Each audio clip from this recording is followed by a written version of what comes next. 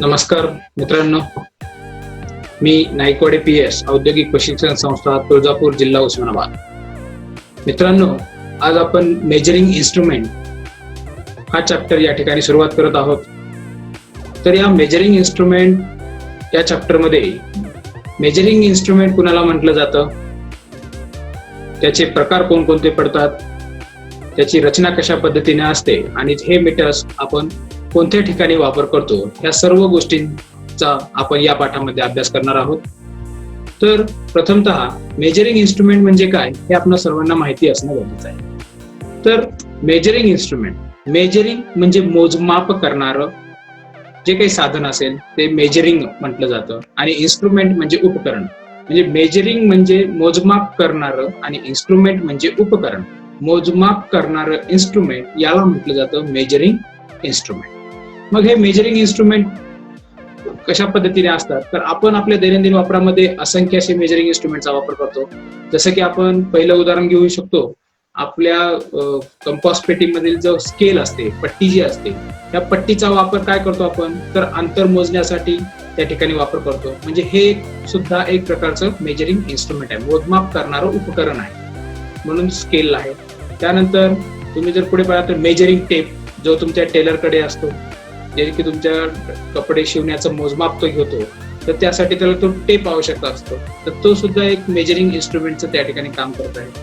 त्यानंतर अजून एक उदाहरण तुम्हाला पाहायचं गेलं तर आपल्या टू व्हीलर गाडी किंवा फोर व्हीलर गाडीवरती जो तुमचा स्पीडोमीटर असतो, काटा असतो, तो पॉइंटर असतो, काटा असतो, तर तो काय करतो की तुमची गाडी कोणत्या स्पीडने त्या ठिकाणी धावत आहे हे तुम्हाला दर्शवित असतो, तर तो स्पीडोमीटर आहे. त्यानंतर थर्मोमीटर जर पाहिलं तर टेम्परेचर मेजर करण्यासाठी आपण त्या ठिकाणी थर्मोमीटरचा वापर त्या ठिकाणी करत असतो. तर असे असंख्य असे उदाहरणं आहेत की ज्या ठिकाणी आपण या मेजरिंग इन्स्ट्रुमेंटचा वापर करत असतो. पण हे झाले जनरल वापरामधील सर्व इन्स्ट्रुमेंट. पण आपण आपल्या क्षेत्रामध्ये कोणकोणते इन्स्ट्रुमेंट आहे या गोष्टींचा अभ्यास आपल्याला आजच्या या पाठामध्ये करायचा आहे. तर हे जे मेजरिंग इन्स्ट्रुमेंट आहेत, तर हे मेजरिंग इन्स्ट्रुमेंट आपण वेगवेगळे आपल्या वीज तंत्री किंवा तारतंत्री या दोन्ही विभागामध्ये आपण वापरत असतो. तर ते कोणत्या पद्धतीमध्ये मोडतात आणि त्याचे प्रकार कशा पद्धतीने पडतात आपण ते पाहूयात. तर बेसिकली इन्स्ट्रुमेंट्सचे प्रकार जे आहेत, ते इन्स्ट्रुमेंटचे प्रकार 3 भागामध्ये इन्स्ट्रुमेंट्स डिवाइड केलेले आहेत. पहिला भाग आहे मेकॅनिकल इन्स्ट्रुमेंट, दुसरा आहे इलेक्ट्रिकल इन्स्ट्रुमेंट आणि तिसरा आहे इलेक्ट्रॉनिक्स इन्स्ट्रुमेंट. मेकॅनिकल इन्स्ट्रुमेंट म्हणजे मेकॅनिकल क्षेत्रामध्ये जे इन्स्ट्रुमेंट वापरले जातात त्याला मेकॅनिकल इन्स्ट्रुमेंट म्हणायचं. त्यानंतर इलेक्ट्रॉनिक्स इन्स्ट्रुमेंट जर पाहिले तर इलेक्ट्रॉनिक्स विभागामध्ये जे वापरले जातात त्याला इलेक्ट्रॉनिक्स इन्स्ट्रुमेंट म्हणायचं. आणि आपल्या ट्रेडसाठी जो गरजेचा आहे तो म्हणजे आपल्याकडे इलेक्ट्रिकल इन्स्ट्रुमेंट. तर हे इन्स्ट्रुमेंट हे बेसिकली 3 भागामध्ये डिवाइड केले जातं. त्यातील इलेक्ट्रिकल इन्स्ट्रुमेंट हा आपल्याला महत्वाचा भाग आहे, आपण त्याबद्दल माहिती घेऊयात. तर इलेक्ट्रिकल इन्स्ट्रुमेंट हा 2 भागामध्ये डिवाइड केलेला आहे. पहिला भाग आहे ऍब्सोल्यूट इन्स्ट्रुमेंट. ऍब्सोल्यूट इन्स्ट्रुमेंट म्हणजे काय आणि इलेक्ट्रिकल इन्स्ट्रुमेंटचा दुसरा प्रकार आहे सेकंडरी इन्स्ट्रुमेंट. तर हे ऍब्सोल्यूट इनडायरेक्ट इन्स्ट्रुमेंट म्हणजे काय आणि सेकंडरी डायरेक्ट इन्स्ट्रुमेंट म्हणजे काय ते आपण पाहूयात. तत्पूर्वी या सेकंडरी इन्स्ट्रुमेंटचे परत 2 भाग या ठिकाणी पडलेले आहेत. पहिला प्रकार आहे अॅनालॉग इन्स्ट्रुमेंट आणि दुसरा आहे डिजिटल इन्स्ट्रुमेंट. मग अॅनालॉग इन्स्ट्रुमेंट म्हणजे काय, डिजिटल इन्स्ट्रुमेंट म्हणजे काय ते पण आपण पाहूयात या ठिकाणी. त्यानंतर अॅनालॉग इन्स्ट्रुमेंटचे परत 2 भागामध्ये विभागणी केलेली आहे. अॅनालॉग इन्स्ट्रुमेंट मध्ये डिफ्लेक्टिंग इन्स्ट्रुमेंट आणि त्यानंतर नल डिफ्लेक्टिंग हे इन्स्ट्रुमेंट 2 प्रकार पडलेले आहेत. आणि परत जर आपण पाहिलं तर डिफ्लेक्टिंग इन्स्ट्रुमेंट मध्ये मग इंडिकेटिंग इन्स्ट्रुमेंट, इंटिग्रेटिंग इन्स्ट्रुमेंट आणि रेकॉर्डिंग इन्स्ट्रुमेंट असे 3 प्रकार या डिफ्लेक्टिंग इन्स्ट्रुमेंट मध्ये पडलेले आहेत. म्हणजे आपण ज्या आपल्या इलेक्ट्रिकल विभागामध्ये किंवा आपल्या वायरमन विभागामध्ये जे इन्स्ट्रुमेंट वापरतो, हे सर्व प्रकारचे जे इन्स्ट्रुमेंट आहेत ते सर्व प्रकारचे इन्स्ट्रुमेंट म्हणजे हे सर्व सेकंडरी डायरेक्ट इन्स्ट्रुमेंट मध्ये त्या ठिकाणी सेकंडरी डायरेक्ट इन्स्ट्रुमेंट आपण त्या ठिकाणी वापरत असतो. मग त्यात अॅनालॉग असतील अथवा डिजिटल असतील, जे काही असतील. त्यानंतर अॅनालॉग मध्ये डिफ्लेक्टिंग असतील किंवा नल डिफ्लेक्टिंग असतील, तर ते काय आहे हे आपण 1 बाय 1 आता पुढे पाहणारच आहोत. तर हे ऍब्सोल्यूट इन्स्ट्रुमेंट आणि सेकंडरी इन्स्ट्रुमेंट काय आहे प्रथमतः ते पाहूयात. तर ऍब्सोल्यूट इन्स्ट्रुमेंट कोणाला म्हटलं जातं, तर ऍब्सोल्यूट जे इन्स्ट्रुमेंट असतं तर ते instrument this instrument does not give direct reading. म्हणजे हे ऍब्सोल्यूट इन्स्ट्रुमेंट जे आहेत हे तुम्हाला डायरेक्ट रिडिंग केव्हाही देणार नाहीत, but gives in the terms of physical constant of the instrument. हे तुम्हाला फिजिकल कॉन्स्टंटच्या प्रमाणामध्येच तुम्हाला त्या ठिकाणी रिडिंग दर्शवित असतात. याचं बेस्ट एक्झाम्पल जर आपल्याला पाहायचं असेल तर आपलं टँजंट गॅल्व्हनोमीटर आहे. हा टँजंट गॅल्व्हनोमीटर तुम्हाला फिजिकल कॉन्स्टंटच्या प्रमाणामध्ये त्या ठिकाणी रिडिंग दर्शवित असतो. आणि असे सर्व जे मीटर आहेत, हे जे ऍब्सोल्यूट मेजरिंग इन्स्ट्रुमेंट आहेत, हे सर्व ऍब्सोल्यूट मेजरिंग इन्स्ट्रुमेंट हे तुमच्या रिसर्च लॅबमध्ये, लॅबोरेटरीमध्ये त्या ठिकाणी वापरले जात असतात. आता हे टँजंट गॅल्व्हनोमीटर कशा पद्धतीने दिसतं तर तुमच्या समोर एक स्क्रीनवरती डायग्राम दर्शवलेली आहे. हे अशा पद्धतीने त्या ठिकाणी या टँजंट गॅल्व्हनोमीटरची डायग्राम आहे. तर हे फक्त इन्स्ट्रुमेंट आपण लॅबोरेटरी किंवा रिसर्च लॅब अशाच ठिकाणी या ऍब्सोल्यूट मेजरिंग इन्स्ट्रुमेंटचा आपण वापर करत असतो. त्यानंतर आपण दुसरा प्रकार पाहिला होता सेकंडरी इन्स्ट्रुमेंट. तर हा सेकंडरी इन्स्ट्रुमेंट कुणाला म्हटलं जातं तर बघा, these instrument are constructed with the help of absolute instrument. म्हणजे हे जे सेकंडरी इन्स्ट्रुमेंट आहेत हे तुमच्या ऍब्सोल्यूट इन्स्ट्रुमेंटच्या साहाय्याने तयार केलेले जात असतात. त्याला आपण सेकंडरी इन्स्ट्रुमेंट असं म्हणत असतो. मग सेकंडरी इन्स्ट्रुमेंट ज्यावेळेस आपण तयार करतो तर त्यानंतर कशा पद्धतीने त्या ठिकाणी त्याचं कॅलिब्रेशन केलं जातं ते सांगितलंय. तर secondary instrument are calibrated by the comparison with the absolute instrument. म्हणजे ज्यावेळेस आपण सेकंडरी इन्स्ट्रुमेंट तयार करतो ते तयार केल्यानंतर आपण ते इन्स्ट्रुमेंट तुमच्या ऍब्सोल्यूट इन्स्ट्रुमेंट सोबत त्या ठिकाणी आपण कम्पेअर करतो. आणि ज्यावेळेस ऍब्सोल्यूट इन्स्ट्रुमेंटची रिडिंग आणि आपल्या सेकंडरी इन्स्ट्रुमेंटची रिडिंग ही एकसारखी येईल त्यावेळेस आपण सेकंडरी इन्स्ट्रुमेंट हे जे इन्स्ट्रुमेंट आहे हे आपण आपल्या दैनंदिन वापरामध्ये, इलेक्ट्रिकल विभागामध्ये किंवा तांत्रिक विभागामध्ये आपण त्याचा वापर करायला सुरुवात करत असतो. तर हे जे सेकंडरी इन्स्ट्रुमेंट आहे हे आपण जास्तीत जास्त आपल्या इलेक्ट्रिकल सिस्टीम मध्ये किंवा मेकॅनिकल सिस्टीम मध्ये मॅक्झिमम आपण या सेकंडरी इन्स्ट्रुमेंटचा वापर आपण या आपल्या विभागामध्ये करत असतो. मग हे कशा पद्धतीचे इन्स्ट्रुमेंट आहेत तर आपल्या ट्रेडशी रिलेटेड म्हणून तुम्हाला या ठिकाणी 2 डायग्राम मी दर्शवले आहेत. पहिल्या डायग्राम मध्ये जर आपण सर्वांनी लक्षपूर्वक पाहिलं तर तुम्हाला एक व्होल्टमीटर दर्शवलेला आहे ज्याच्यामध्ये की 0 ते 500 व्होल्ट त्या ठिकाणी व्होल्टेज तुम्हाला मेजर करण्यासाठी वापरलं जाणारं व्होल्टमीटर हे तुम्हाला दर्शवलेलं आहे. तर हे सेकंडरी इन्स्ट्रुमेंटचे त्या ठिकाणी उदाहरण आहे. तसंच असेल तुमचा ॲमीटर सुद्धा असेल, त्याच पद्धतीने तुमचा वॅटमीटर सुद्धा असेल, त्याच पद्धतीने तुमचा पॉवर फॅक्टर मीटर असेल, त्यानंतर तुमचा फ्रिक्वेन्सी मीटर असेल. म्हणजे हे जे सर्व मीटर्स आपण आपल्या विभागामध्ये वापर करतो हे सर्व इन्स्ट्रुमेंट्स हे ऍब्सोल्यूट इन्स्ट्रुमेंटच्या मदतीने त्या ठिकाणी तयार केले जातात आणि त्याच्यासोबत कम्पेअर सुद्धा केले जात असतात. तर दुसऱ्या डायग्राम मध्ये तुम्हाला दाखवलंय डिजिटल मल्टीमीटर. तर हे डिजिटल मल्टीमीटर सुद्धा तुम्हाला त्या ठिकाणी हा सेकंडरी मेजरिंग इन्स्ट्रुमेंट मध्येच त्याचा समावेश केलेला असतो. हे सुद्धा इन्स्ट्रुमेंट आपण डिजिटल फॉर्म मध्ये मिळतं म्हणून डिजिटल, आणि पहिला जर तुम्ही डायग्राम पाहिली तर त्या ठिकाणी अॅनालॉग. मग आता सेकंडरीचे जे 2 भाग पडलेले आहेत, एक पहिला भाग आहे अॅनालॉग इन्स्ट्रुमेंट आणि दुसरा भाग आहे डिजिटल इन्स्ट्रुमेंट. मग आता अॅनालॉग इन्स्ट्रुमेंट कोणाला म्हटलं जातं हे पण आपणास माहिती असणं अतिशय आवश्यक आहे. मग अॅनालॉग इन्स्ट्रुमेंट कोणाला म्हणायचं तर analogue instrument the instrument which represent the measured value with the help of pointer. बघा, the instrument which represent the measured value with the help of pointer. असं इन्स्ट्रुमेंट ज्याच्यामध्ये की मोजमाप केलेली जी किंमत आहे ते तुम्हाला पॉइंटरच्या साहाय्याने दर्शवली जाते, अशा मीटरला आपण काय म्हणतो अॅनालॉग इन्स्ट्रुमेंट असं म्हणतो.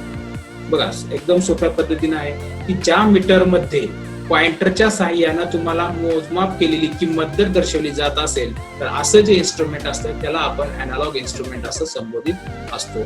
उदाहरणार्थ तुम्हाला आपल्या ट्रेडशी रिलेटेड जर पाहायचं असेल तर व्होल्टमीटर त्या ठिकाणी आहे ज्याच्यामध्ये की पॉइंटर असतो, जे तुम्हाला आता पाठीमागील डायग्राम मध्ये मी दाखवलं होतं. त्यानंतर तशाच पद्धतीने ॲमीटर असतो त्या पद्धतीने. त्यानंतर तिसरं उदाहरण जर पाहिलं तर वॅट मीटर आहे, पॉवर फॅक्टर मीटर आहे, फ्रिक्वेन्सी मीटर आहे.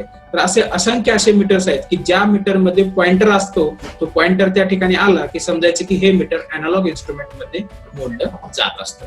तसंच मी तुम्हाला पाठाच्या सुरुवातीला सुद्धा सांगितलं की इन्स्ट्रुमेंट जसं तुमच्या स्पीडोमीटर आहे, 2 व्हीलर गाडी असेल किंवा 4 व्हीलर गाडी असेल तर त्या ठिकाणी स्पीडोमीटर वापरला असतो. तर तो स्पीडोमीटर सुद्धा त्या ठिकाणी जर पॉइंटर असेल तर समजायचं की तो तुमचा अॅनालॉग इन्स्ट्रुमेंट त्या ठिकाणी आहे. तर असे ज्या ज्या मीटरमध्ये पॉइंटर आला तो मीटर म्हणजे माझा अॅनालॉग इन्स्ट्रुमेंट आहे. तुमच्या घरामधील घड्याळ असेल भिंतीवरील त्याच्यामध्ये पॉइंटर आहे, काटे आहेत याचा अर्थ तो काय आहे, तो अॅनालॉग इन्स्ट्रुमेंट म्हणून त्या ठिकाणी वापरला जात आहे. तर असे याला म्हटलं जातं अॅनालॉग इन्स्ट्रुमेंट. बघा, मी तुम्हाला डायग्राम मध्ये सुद्धा दाखवलंय, एक व्होल्टमीटर दाखवलंय आणि त्या व्होल्टमीटर मध्ये मी पॉइंटर दाखवलेला आहे. एक व्होल्टमीटर मध्ये मी काय केलंय या ठिकाणी पॉइंटर दाखवला. म्हणजे पॉइंटरच्या साहाय्याने हा जर मीटर मला रिडिंग दर्शवित असेल तर या मीटरला मी काय म्हटलं जातं अॅनालॉग इन्स्ट्रुमेंट असं म्हटलं जात असतं. या दुसऱ्या डायग्राम मध्येच पाहिलं तर मी तुम्हाला एक किलो वॅट मीटर त्या ठिकाणी दाखवलं आहे. वॅट मीटर त्याच्यामध्ये की तुम्हाला 0 ते 800 किलो वॅट पर्यंतची त्या ठिकाणी एनर्जी मोजता येत असते. तर याच्यामध्ये सुद्धा हा रेड मार्कच्या सहाय्याने या ठिकाणी मी काय दाखवलेला आहे, पॉइंटर तुम्हाला दर्शवलेला आहे. तर हा काय आहे, पॉइंटर ज्या ठिकाणी आला ते मीटर्स म्हणजे माझे अॅनालॉग इन्स्ट्रुमेंट्स असतात. त्यानंतर डिजिटल इन्स्ट्रुमेंट कसे असतात ते पाहूया. The instrument which represent the measured value in the form of digital numbers. बघा, एकदम सोप्या भाषेत सांगितलंय की instrument which represent the measured value in the form of digital number, म्हणजे डिजिटल नंबरच्या फॉर्म मध्ये तुम्हाला त्या ठिकाणी मेजर्ड केलेली किंमत दर्शविणे म्हणजे त्याला म्हटलं जातं डिजिटल इन्स्ट्रुमेंट. असे मीटर की ज्यामध्ये मोजमाप केलेली किंमत ही तुम्हाला डिजिटल नंबरच्या साहाय्याने दर्शवली जाते, त्या मीटर्सला आपण काय म्हणायचं, डिजिटल मीटर्स असं म्हणायचं, डिजिटल इन्स्ट्रुमेंट असं त्या ठिकाणी संबोधायचं. मग हे कसे असतात किंवा कुठे कुठे असतात, तर उदाहरणार्थ तुम्हाला दिले डिजिटल मल्टीमीटर, जे की आपण आपल्या विभागामध्ये आतापर्यंत वापरत आलेलो आहोत आणि भविष्यात पण आपण वापरणार आहोत. त्यानंतर क्लॅम्पॉनॉमीटर आहे, त्याच्या सहाय्याने आपण लाईन करंट, एखाद्या लाईन मधला करंट डायरेक्ट त्या ठिकाणी कंडक्टर ब्रेक न करता मोजू शकतो, तो क्लॅम्पॉनॉमीटर आहे. एखाद्या मोटार किंवा एखाद्या जनरेटर जो फिरणारा भाग आहे त्याची जर स्पीड मोजायची असेल तर त्या ठिकाणी आपण टॅकोमीटर वापरत असतो.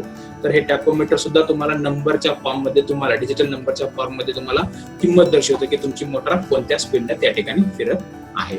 तसंच आता जर तुम्ही लेटेस्ट जर 2 व्हीलर 4 व्हीलर गाड्या बघितला तर तुमच्या डिस्प्लेवरती, गाडीचा जो हेडलाईट असेल त्याच्यावर जो डिस्प्ले वापरला असतो त्याच्यावरती तुम्हाला सर्व रिडिंग्स ह्या डिजिटल नंबर्सच्या प्रमाणामध्ये दिसतात. त्याच्यावरती जी सुरुवातीला जुन्या काळामध्ये किंवा अजूनही काही गाड्यांना पॉइंटर असतो, त्याच्यामध्ये डिफ्लेक्टिंग काटा फिरत असतो आणि तुम्हाला रिडिंग दर्शवतो, त्याच्याऐवजी आता डिजिटल फॉर्म मध्ये तुम्हाला त्या गाड्यांचे सर्व डिस्प्ले तुम्हाला पाहायला मिळतात. तर हे सगळे या डिजिटल इन्स्ट्रुमेंटचे प्रकार त्या ठिकाणी आहेत. मग हे कशा पद्धतीने असतात, तर तुम्हाला स्क्रीनवरती एक डायग्राम दाखवली आहे की या डायग्राम मध्ये काय केलंय, मी एक माझा एनर्जी मीटर तुम्हाला दर्शवलाय आणि त्याच्यावरती तुम्हाला रिडिंग दर्शवली आहे जी की डिजिटल फॉर्म मध्ये, म्हणजे 1 ते 9, 1 to 9 हे डिजिट वापरून त्या ठिकाणी तुम्हाला रिडिंग दर्शवली जात असते. मग त्या मीटर, त्या सिस्टीम मध्ये किती व्होल्टेज आहे, किती करंट आहे, किती पॉवर फॅक्टर आहे, किती पॉवर खर्च झालेली आहे, त्या मोटरची स्पीड काय असेल, ह्या सर्व ज्या बाबी आहेत ह्या सर्व बाबी तुम्हाला डिजिटल नंबरच्या स्वरूपामध्ये जर तुम्हाला दर्शवल्या जात असतील तर त्या इन्स्ट्रुमेंटला डिजिटल इन्स्ट्रुमेंट असं म्हणायचं. ओके, अजून एक तुम्हाला डायग्राम दाखवतो. बघा, दुसऱ्या डायग्राम मध्ये तुम्हाला सुद्धा त्याच ठिकाणी तेच दाखवलं आहे. या मीटरच्या सहाय्याने तुम्हाला एकापेक्षा जास्त क्वांटिटी या ठिकाणी मेजर करता येतात आणि प्रत्येकाचा डिस्प्ले हा त्या समोर दर्शवलेल्या डिस्प्ले सेक्शन मध्ये तुम्हाला दिसत आहे. तर हे सर्व डिजिटल फॉर्म मध्ये, यामध्ये कसल्याही प्रकारचा पॉइंटरचा वापर केलेला नाहीये, म्हणून या मीटर्सला काय म्हटलं जातं, डिजिटल इन्स्ट्रुमेंट असं म्हटलं जातं. तर हे झालं तुमचं अॅनालॉग इन्स्ट्रुमेंट आणि डिजिटल इन्स्ट्रुमेंट. आता अॅनालॉग मध्ये परत 2 प्रकार पडले होते, तर ते कोणते 2 प्रकार होते, तर डिफ्लेक्टिंग इन्स्ट्रुमेंट एक होता आणि दुसरा होता नल डिफ्लेक्टिंग. आता डिफ्लेक्टिंग इन्स्ट्रुमेंट म्हणजे काय, तर ज्याच्यामध्ये पॉइंटर डिफ्लेक्ट होतो, पॉइंटर हलतो आणि पॉइंटर हलून त्या ठिकाणी आपणास किंमत दर्शवतो, म्हणजे ते सर्व इन्स्ट्रुमेंट म्हणजे माझे डिफ्लेक्टिंग इन्स्ट्रुमेंट असं संबोधायचं. आणि दुसरा जो प्रकार आपण बघितला होता नल डिफ्लेक्शन, नावातच दिलंय नल डिफ्लेक्शन. नल म्हणजे झिरो डिफ्लेक्शन असणारं इन्स्ट्रुमेंट, ज्याच्यामध्ये की तुम्हाला मेजर्ड क्वांटिटीची किंमत ही तुम्हाला पॉइंटर हा डिफ्लेक्ट न होता त्या ठिकाणी दर्शवणे, म्हणजे त्याला म्हणलं जातं नल डिफ्लेक्शन. तर हे डिफ्लेक्टिंग इन्स्ट्रुमेंट म्हणजे काय आणि याच्यामध्ये कोणकोणते प्रकार पडतात आपण ते पाहूयात. तर डिफ्लेक्टिंग इन्स्ट्रुमेंट मध्ये पहिला प्रकार आहे इंडिकेटिंग इन्स्ट्रुमेंट. डिफ्लेक्टिंग इन्स्ट्रुमेंट मध्ये 3 प्रकार पडले जातात. तर पहिला प्रकार आहे इंडिकेटिंग इन्स्ट्रुमेंट, दुसरा आहे इंटिग्रेटिंग इन्स्ट्रुमेंट आणि तिसरा प्रकार आहे रेकॉर्डिंग इन्स्ट्रुमेंट. तर हे इंडिकेटिंग इन्स्ट्रुमेंट म्हणजे काय, इंटिग्रेटिंग इन्स्ट्रुमेंट म्हणजे काय आणि रेकॉर्डिंग इन्स्ट्रुमेंट म्हणजे काय ते आपण या ठिकाणी पाहूया. तर पहिला प्रकार आपला डिस्प्ले केलेला आहे या ठिकाणी की indicating instrument. The instrument which indicates the magnitude of the measured quantity is non as a indicating instrument. बघा, असं इन्स्ट्रुमेंट ज्याच्यामध्ये की मेजर्ड केलेली जी क्वांटिटी आहे ती तुम्हाला पॉइंटरच्या साहाय्याने त्या ठिकाणी इंडिकेट करणार आहे. काय करणार आहे, फक्त पॉइंटरच्या साहाय्याने इंडिकेट तुम्हाला करणार आहे की किती क्वांटिटी या ठिकाणी खर्च होत आहे किंवा वापरामध्ये आहे. The instrument which indicate the magnitude of the measured quantity is non as a indicating instrument. Okay, आणि त्यानंतर the indicating instrument has a pointer which moves on the dial. हे आपल्याला माहितच आहे की जे डिफ्लेक्टिंग इन्स्ट्रुमेंट आहेत त्या प्रत्येक डिफ्लेक्टिंग इन्स्ट्रुमेंट मध्ये तुमचा पॉइंटर असणारच आहे. तर त्या पॉइंटरच्या साहाय्याने तुम्हाला त्या ठिकाणी किती ऊर्जा खर्च होत आहे, किती एनर्जी खर्च होत आहे, किती व्होल्टेज त्या ठिकाणी मिळत आहे आणि किती अँपिअर प्रवाह त्या लोड मधून वाहत आहे, हे जर तुम्हाला दर्शवायचं असेल तर त्या ठिकाणी पॉइंटरच्या साह्यानं ते दर्शविले जातं. म्हणजेच त्याला काय म्हटलं जातं, इंडिकेटिंग इन्स्ट्रुमेंट असं संबोधलं जातं. मग हे कोणते कोणते मीटर्स असतात, तर उदाहरणार्थ व्होल्ट मीटर दर्शवलेला आहे, त्यानंतर अॅमीटर सुद्धा तुम्हाला दर्शवलेला आहे, ज्याच्यामध्ये की आपण पॉइंटर पाहिला होता. तर हे सर्व प्रकार जे आहेत हे सर्व माझे या इंडिकेटिंग इन्स्ट्रुमेंटचे प्रकार आहेत. आणखीन सोप्या भाषेमध्ये जर आपण सांगायचं गेलं तर इंडिकेटिंग इन्स्ट्रुमेंट म्हणजे काय, तर जे मीटर सर्किट मध्ये जोडल्यानंतर जोपर्यंत त्यास विद्युत पुरवठा दिलेला असेल तोपर्यंतच ते विजेची किंमत दर्शवितात. असे जे मीटर्स असतात त्याला आपण इंडिकेटिंग इन्स्ट्रुमेंट असं म्हणत असतो. ओके, त्यानंतर दुसरा भाग आपण त्या ठिकाणी पाहूयात, इंटिग्रेटिंग इन्स्ट्रुमेंट. आता इंटिग्रेटिंग इन्स्ट्रुमेंट म्हणजे काय, the instrument which measure the total energy supplied at a particular interval of time. बघा, एखाद्या पर्टिक्युलर इंटरव्हल ऑफ टाइम म्हणजे ठराविक पिरियड मध्ये किती एनर्जी सप्लाय केलेली आहे त्या ठिकाणी हे दर्शवणं म्हणजे त्या ठिकाणी इंटिग्रेटिंग इन्स्ट्रुमेंटचं उदाहरण आहे. बघा, आता आपल्या घरामध्ये उदाहरणार्थ तुम्हाला मी दाखवलंय की एनर्जी मीटर आपल्या प्रत्येकाच्या घरामध्ये, कारखान्यामध्ये, इंडस्ट्रीमध्ये, मॉल्समध्ये, अशा प्रत्येक ठिकाणी आपल्याला एनर्जी मीटर शिवाय आपल्या घरामध्ये सप्लाय येत नाही. तर हे एनर्जी मीटर काय करत असतं की तुम्हाला जनरेटिंग स्टेशनहून किंवा डिस्ट्रीब्युशन स्टेशनहून जी वीज त्या ठिकाणी वाहून आणली जाते ती प्रथमतः आपल्या या एनर्जी मीटरला आपण देत असतो आणि मग या एनर्जी मीटर मधून आपल्या घरामध्ये जे आपण लोड बसवलेले असतील त्या प्रत्येक लोडला त्या ठिकाणाहून आपण सप्लाय घेऊन जात असतो. तर हे एनर्जी मीटर काय करतं की आपल्याला पूर्ण एक महिन्याचं त्या ठिकाणी रीड करतं की तुम्ही आपण आपल्या घरामध्ये किती एनर्जी त्या ठिकाणी खर्च केलेली आहे. म्हणजेच हे उदाहरण म्हणजे या इंटिग्रेटिंग इन्स्ट्रुमेंटचं आहे. म्हणजे महिन्याच्या सुरुवातीच्या 1 तारखेपासून ते महिन्याच्या शेवटच्या 30 तारखेपर्यंत 30 दिवसामध्ये आपण आपल्या घरामध्ये किती एनर्जी खर्च केली हे जे मीटर त्या ठिकाणी तुम्हाला दर्शवतं. ठराविक पिरियड ऑफ इंटरव्हल, बघा, ठराविक त्या ठिकाणी पर्टिक्युलर इंटरव्हल ऑफ टाइम म्हणजे 1 महिन्याच्या या पिरियड मध्ये आपण किती एनर्जी खर्च केलो हे दर्शवणं म्हणजे त्या ठिकाणी हे इंटिग्रेटिंग इन्स्ट्रुमेंटचं उदाहरण आहे. ओके, आणि त्यानंतर जर तिसरा प्रकार जर आपण पाहिला तर तिसरा प्रकार आहे तुमचा रेकॉर्डिंग इन्स्ट्रुमेंट. आता रेकॉर्डिंग इन्स्ट्रुमेंट म्हणजे काय, तर the instrument record the circuit condition at a particular interval of time is non as a recording instrument.